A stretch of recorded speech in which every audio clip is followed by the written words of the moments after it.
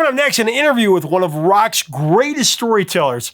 He's accomplished the rare feat of having a #1 hit with 2 different bands. In fact, this rocker got very sick and needed to take some time off, and his first band actually moved on without him.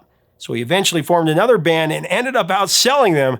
But today's classic song is actually, it came when he was on tour with Doobie Brothers. His band was on the way to this gig.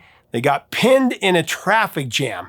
The truck driver with his big rig had boxed their tour bus in, and they couldn't move.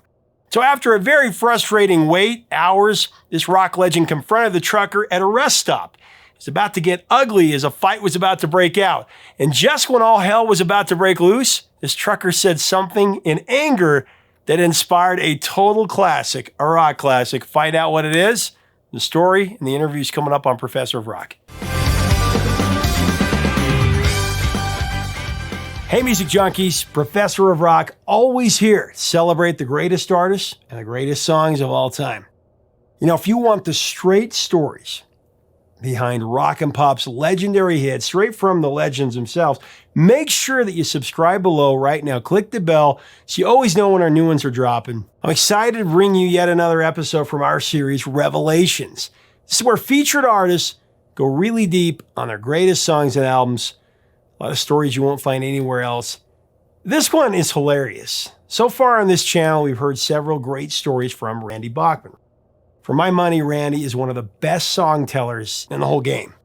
Over the last few months, he's regaled us with quite a few tells. He shared the story of how he turned an impersonation of his younger brother Stutter into a #1 rock classic with You Ain't Seen Nothing Yet.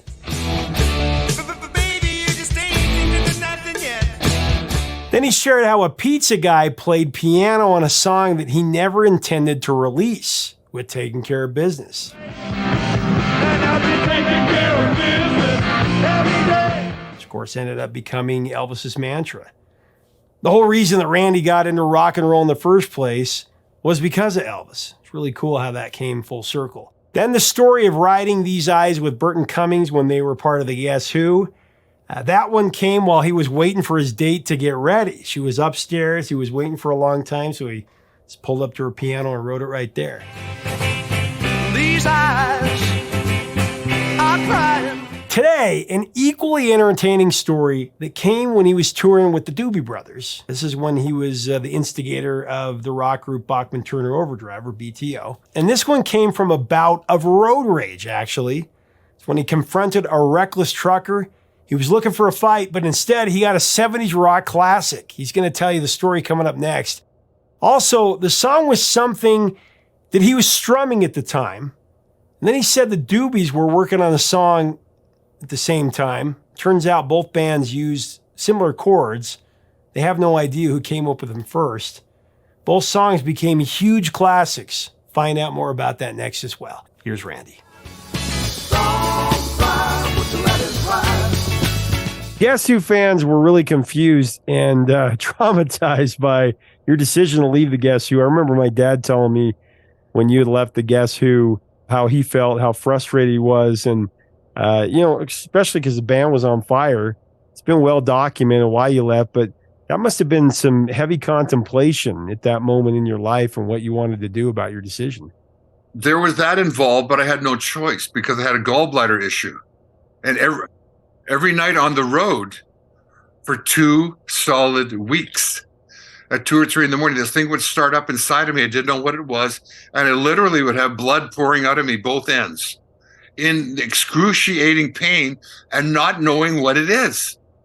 Like, am I dying? Is this what it is to die? I mean, literally. And I would go into the hospital and they'd say, you got to stay in overnight. We'll give you tests.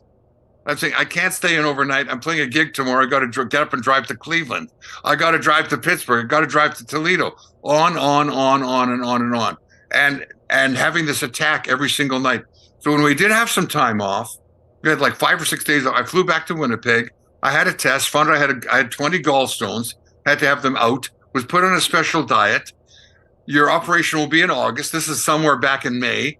They put on elective surgery, so I'm not emergency because you're emergency if you're having an attack, but when they give you got to eat sugarless Jell-O, skim milk, and saltine crackers for 3 months. I said, I'm going to go back and play the Fillmore. It was my last gig with the Guess Who, playing the Fillmore, which I had to play, Fillmore East, right in New York.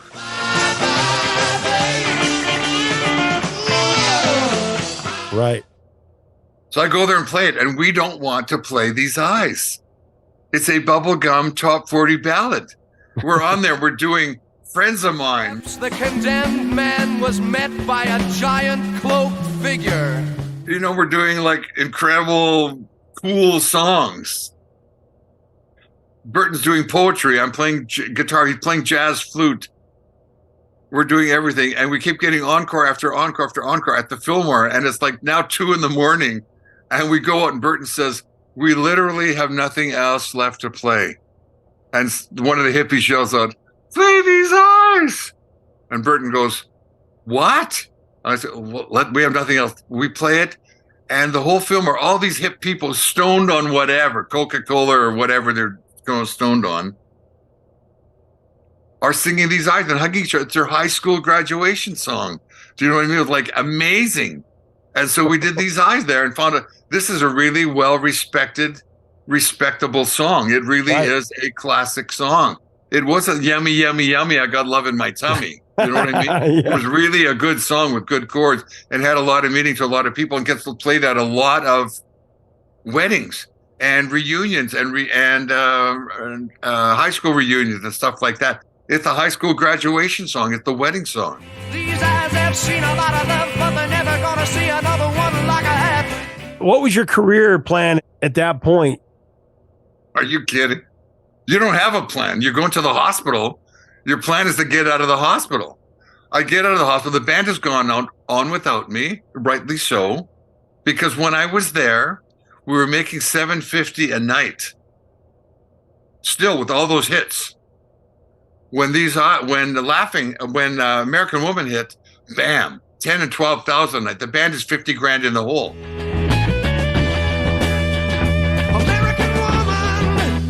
They get a couple of guitar players. I was straight arrow. I didn't drink, smoke, or do drugs. They were doing everything everyone else was doing. It was party time. They got a couple of guys and went on without me. And I stayed at home and did nothing for a couple of years and started another band because I was going crazy at night. And the band evolved to being Bachman Turner Overdrive and sold more records in less time than the Guess Who ever sold in my whole time I was with them. And hit #1 again, album and single. I think 74 with You Ain't Seen Nothing Yet and Not Fragile, and sold like another 20 million albums. It's something that you never forget. And you became the only Canadian at that point who had a #1 hit with 2 different bands. Yeah. Done only by Paul McCartney with Wings and the Beatles. Yep. 2 different bands, 2 #1 album and single. Right.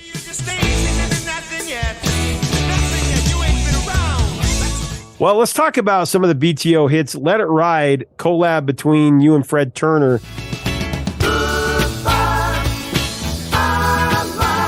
The title of the song was triggered after the band was involved in a traffic accident while on tour supporting Doobie Brothers. Right. Tell me about that, how that song came about. We were driving along on the freeway. Our license plate said Friendly Manitoba. We're driving from Winnipeg down to New Orleans to play Mardi Gras. At the warehouse there, not to play Mardi Gras parade, but it's a whole week of going crazy down there in February. And I was boxed in on the road by 3 truckers, a big semi in front, a semi behind, and they're going like 50 miles an hour. And we're trying to get out of this box they had us in on the highway. Speed limit then was 75. You could push it to 78 and not get a ticket. And we're speeding down to New Orleans. So when one of the truckers takes an exit to a truck stop, we need gas. I'm driving an American Motors car, an Ambassador station wagon, full of the band and all of our gear. And Fred Turner and I are the big guys in BTO. We're going to have a word with the trucker who has kept us boxed in at 50 miles an hour. And we gave them the finger out the window. They went to 35 miles an hour, and we're trying to get to our gig. So we get out there and I go to the trucker and I say, man, you're driving so impolitely. You're driving carelessly. He's saying, we're just playing a game with you, Friendly Manitoban. The license plate says Friendly Manitoba. And he says, it's no big deal, buddy. Why don't you just let it ride? And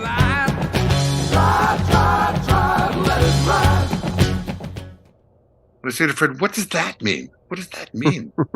He said, oh, it's a trucker thing for like chill out, buddy. It's no big deal. And at the time, I was playing around with Anton Dvorak's Piano Concerto in D.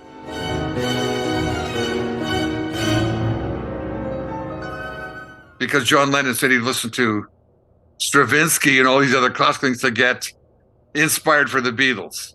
And so I'm listening to classical music, and I get nothing from this whole album of Anton Dvorak. Except at the end, Ballad in Plain D, the little part that goes da da da da da da da da da da da da da da da da da.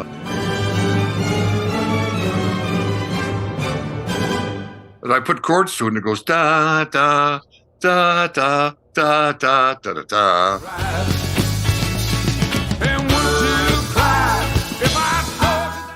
I said to Fred, well, let's use that Let It Ride thing. Let's go, goodbye, I lied, don't cry, would you let it ride? Great.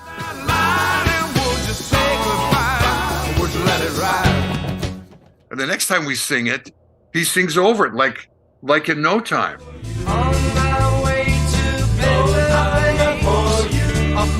We're going, good. He's going, and would you cry if I told you that I lied? And would you sing it? And we're still singing Let It Ride. It becomes that response and call thing in this song that everybody loves.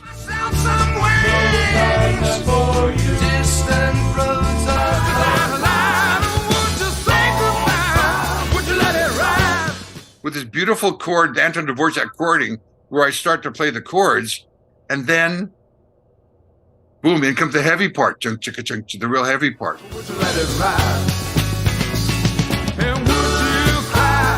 Turner's vocal was incredible. He put his whole body into that performance, man. Yeah. You hear the long version of that on the album. When he's screaming, we go into a breakdown. It's like a Doobie Brothers thing, or Allman Brothers. We go, try, try, try, let it ride, on the guitar, answering that stuff. And he's going, let it ride. He's screaming his head off.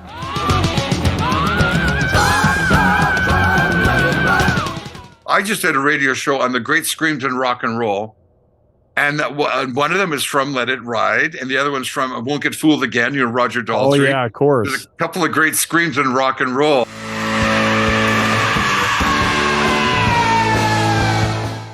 And Fred Turner is in 3 of them.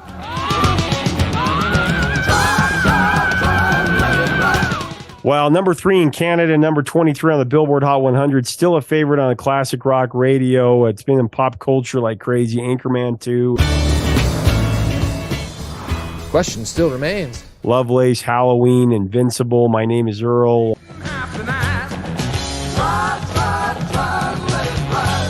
Wonder Years, Supernatural, just it's a song that keeps going. What do you think? It's like I'm you. And a Las Vegas machine, or a game in Las Vegas where you let it ride and you double your money. Yeah. Oh, yeah, if you can write a song like that. Yeah.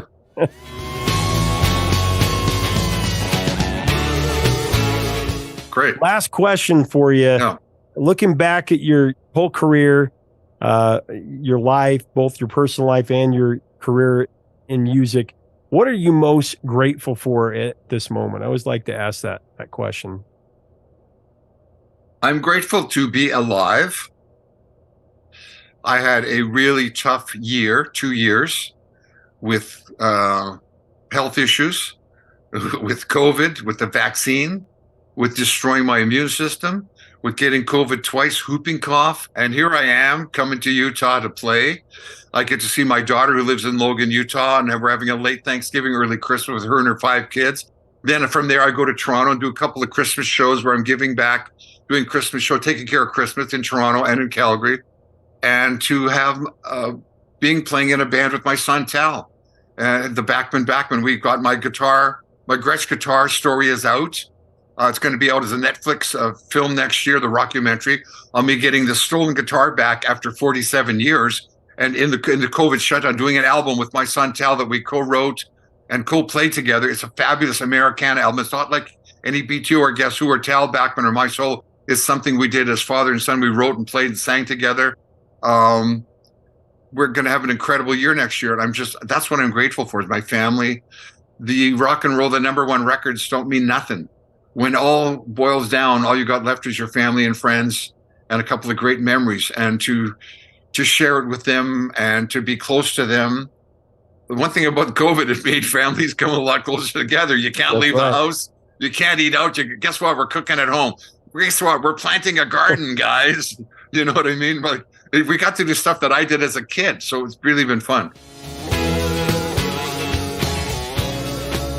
In case you didn't catch it, the two songs that sounded similar that BTO and the Doobies were working on were Long Train Running by the Doobies and Let It Ride by BTO.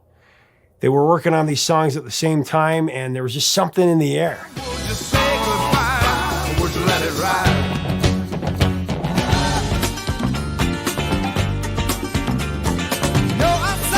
Let It Ride, such a great riff, such a great vocal on the song. The fact that Randy Bachman isn't in the Rock and Roll Hall of Fame, I know I've said it before, but it's ridiculous. They need to get their act together, as we know, on many accounts. Anyway, if you like this, we invite you to subscribe to be part of our community where we kind of complain about the Rock and Roll Hall of Fame a lot, amongst other things, and celebrate the classics. Until next time, 3 chords and the truth, my friends.